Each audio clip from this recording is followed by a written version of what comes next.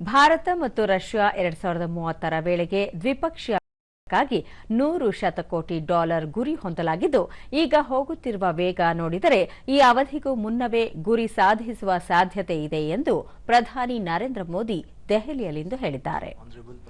ಭಾರತ ಮತ್ತು ರಷ್ಯಾ ವ್ಯಾಪಾರ ವೇದಿಕೆಯಲ್ಲಿ ಅವರು ಕಳೆದ 11 ವರ್ಷಗಳಲ್ಲಿ ಭಾರತದಲ್ಲಿ ಸಾಧಿಸಿರುವ ಬದಲಾವಣೆಯ ವೇಗ ಮತ್ತು ಪ್ರಮಾಣ ಅಭೂತಪೂರ್ವವಾಗಿದೆ.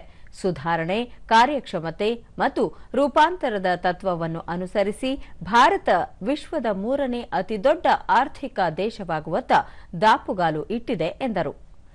ನಮ್ಮ ಸಂಕಲ್ಪ ಎಂದಿಗಿಂತಲೂ ಬಲವಾಗಿದೆ ಮತ್ತು ನಾವು ಹೆಚ್ಚಿನ ವಿಶ್ವಾಸದಿಂದ ನಮ್ಮ ಗುರಿಗಳತ್ತ ತ್ವರಿತ ವೇಗದಲ್ಲಿ ಮುಂದುವರಿಯುತ್ತಿದ್ದೇವೆ. ಲಾಜಿಸ್ಟಿಕ್ಸ್ ಮತ್ತು ಸಂಪರ್ಕ ಕ್ಷೇತ್ರದ ಕುರಿತು ಇಂದಿನ ಸಭೆಯಲ್ಲಿ ಹಲವು ವಿಷಯಗಳ ಬಗ್ಗೆ ಚರ್ಚೆ ನಡೆದಿದೆ. ಉತ್ತರ ಸಮುದ್ರ ಮಾರ್ಗ ಅಂದರೆ ಚೆನ್ನೈ ವ್ಲಾಡಿವೋಸ್ಟಾಕ್ ಕಾರಿಡಾರ್ನಲ್ಲಿ ಮುಂದುವರಿಯಲು ನಾವು ಬದ್ಧರಾಗಿದ್ದೇವೆ. ಈ ದಿಕ್ಕಿನಲ್ಲಿ ಶೀಘ್ರದಲ್ಲೇ ಪ್ರಗತಿ ಸಾಧಿಸಲಾಗುವುದು.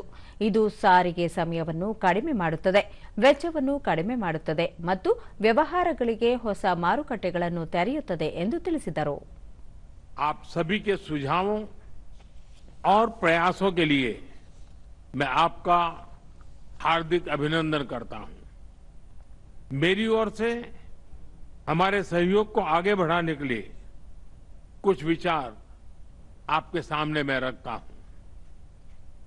पहला, लॉजिस्टिक्स और कनेक्टिविटी के क्षेत्र में आज की बैठक में राष्ट्रपति पुतिन और मैंने हमारे कनेक्टिविटी के पूरे पोटेंशियल को रियलाइज करने पर बल दिया है. ರಷ್ಯಾ ಅಧ್ಯಕ್ಷ ವ್ಲಾಡಿಮಿರ್ ಪುಟಿನ್ ರಷ್ಯಾ ಮತ್ತು ಭಾರತದ ನಡುವಿನ ಬಹುಮುಖಿ ಆರ್ಥಿಕ ಸಂಬಂಧಗಳನ್ನು ಗಾಢವಾಗಿಸಲು ಉಭಯ ದೇಶಗಳ ನಡುವೆ ಮಾತುಕತೆ ನಡೆದಿದೆ. ಭಾರತ ಮತ್ತು ರಷ್ಯಾ ಆರ್ಥಿಕ ಸಹಕಾರವನ್ನು ಅಭಿವೃದ್ಧಿಪಡಿಸಲು ಪ್ರಯತ್ನಿಸುತ್ತದೆ. 2026ರ ಫೆಬ್ರವರಿಯಲ್ಲಿ ಭಾರತದಲ್ಲಿ ನಡೆಯಲಿರುವ ಎಐ ಶೃಂಗಸಭೆಯಲ್ಲಿ ಭಾಗವಹಿಸಲು ರಷ್ಯಾ ಆಸಕ್ತಿ ಹೊಂದಿದೆ ಎಂದು ಹೇಳಿದರು. Their strengths because it makes our economy more resilient.